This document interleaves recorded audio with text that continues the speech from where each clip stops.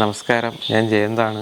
ദയവ് ചെയ്ത് അന്വേഷണം നിർത്തണം പോലീസുകാരെ. നമുക്ക് ഇത്രയും നേരം നിങ്ങളുടെ അന്വേഷണം കാണാനുള്ള ഒരു ഇത് കിട്ടുന്നില്ല പോലീസുകാരെ. ഇതിനാണ് നമ്മളെ ഇങ്ങനെ ഇട്ട് കഷ്ടപ്പെടുത്തുന്നത് പോലീസുകാരെ. 3 മണിക്കൂർ എന്തിനാണ് അന്വേഷിക്കുന്നത് പോലീസുകാരെ? ഒരു അന്വേഷണത്തിൻ്റെ തുടക്കം, പക്ഷേ തുടക്കം മാത്രമാണ്. ഇനി 6 മണിക്കൂറുള്ള ഒരു ചിത്രം വീണ്ടും വരുന്നുണ്ട്. അതിനുള്ള ഒരു തുടക്കം മാത്രമാണ് ഒരു അന്വേഷണത്തിൻ്റെ തുടക്കം എന്ന് പറയുന്ന ഒരു ചിത്രം എന്ന് എനിക്ക് ഇന്നലെ കണ്ടപ്പോൾ മനസ്സിലായി. മലയാളത്തിലെ മമ്മൂട്ടി, മോഹൻലാൽ, ദിലീപ്, സുരേഷ് ഗോപി, പൃഥ്വിരാജ്, കുഞ്ചാക്കോൻ, ജയസൂര്യ ഇവരെ ഒഴിച്ചാൽ ബാക്കിയുള്ള എല്ലാവരും ഈ പടത്തിലുണ്ട് എന്നുള്ളതാണ് ഈ പടത്തിൻ്റെ ഒരു പ്രത്യേകത. പിന്നെ ഒരുപാട് നാൾക്ക് ശേഷം വാണി വിശ്വനാഥിനെ ഈ ഒരു ചിത്രത്തിൽ കൊണ്ടുവന്നിട്ടുണ്ട്. ഒരു ഗുണ്ട ലേഡി ആയിട്ടാണ് കൊണ്ടുവന്നിരിക്കുന്നത്. അവർ നല്ലതുപോലെ തന്നെ അഭിനയിച്ചു, പണ്ടത്തെ പോലെ തന്നെ ഡാൻസൊക്കെ കളിച്ചു. എന്തായാലും അവർക്ക് അഭിനയിക്കാൻ വീണ്ടും അറിയാമെന്നവർ ഈ ഒരു ചിത്രത്തിലൂടെ അവർ വീണ്ടും തെളിയിച്ചിരിക്കുകയാണ്. നെടുങ്കണ്ടത്ത് നിന്നും ഷൈൻ ടോം ചാക്കോയെ കാണാതാകുന്നു.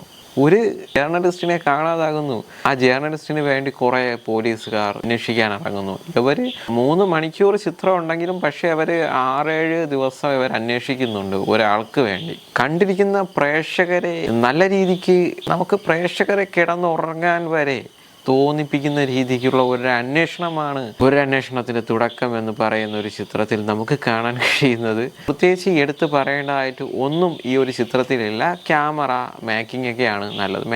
മേക്കിങ്ങും ക്യാമറ നല്ലതുപോലെ ചെയ്തിട്ടുണ്ട് ഈ ചിത്രത്തിൽ.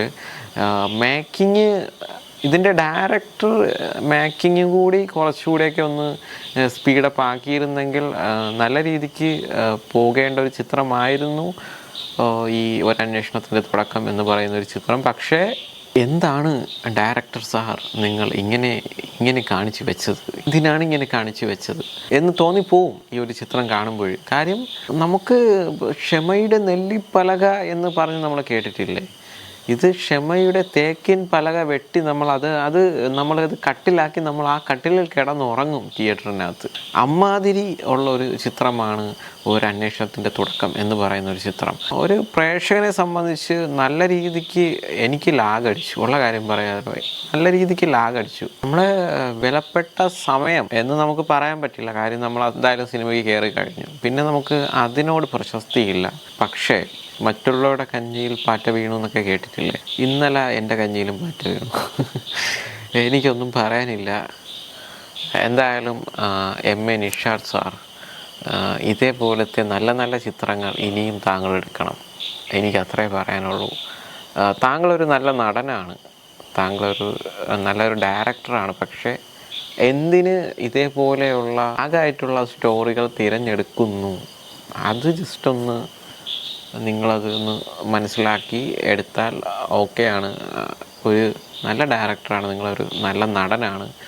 പുള്ളിയാണ് ഇതിൽ മെയിൻ റോളായിട്ട് അഭിനയിച്ചിരിക്കുന്നത്. ഷൈൻ ടോം ചാക്കോയാണ് നടനെങ്കിലും പുള്ളി ഇതിലൊരു നല്ലൊരു ക്രൈം ബ്രാഞ്ച് ഓഫീസറുടെ ഒരു നല്ല റോള് ചെയ്തിട്ടുണ്ട്. അസാധ്യമായി തന്നെ ചെയ്തിട്ടുണ്ട്, ഒന്നും പറയാനില്ല സാർ, അസാധ്യമായി തന്നെ ചെയ്തിട്ടുണ്ട്. പക്ഷേ കുറച്ച് നീളം കൂടിപ്പോയി സാർ പടത്തിന്.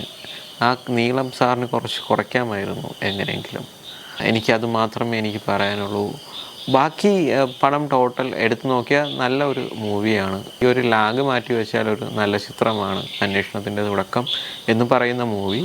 ഇതിൻ്റെ ഒരു പ്രത്യേകത എന്ന് വെച്ചാൽ ഇതിൽ ഒരുപാട് ആൾക്കാരുണ്ട്. നമ്മുടെ മലയാളത്തിലെ ഒട്ടുമിക്ക നല്ല നടന്മാരും നടിമാരും ഈ ചിത്രത്തിൽ അഭിനയിച്ചിട്ടുണ്ട്. സാറിന് എനിക്ക് എടുത്തു പറയേണ്ടതെന്ന് വെച്ചാൽ എന്തായാലും ഇതേപോലെയുള്ള ഒരുപാട് ആൾക്കാർക്ക് സാറിൻ്റെ പടത്തിൽ ചാൻസ് കൊടുത്തല്ലോ.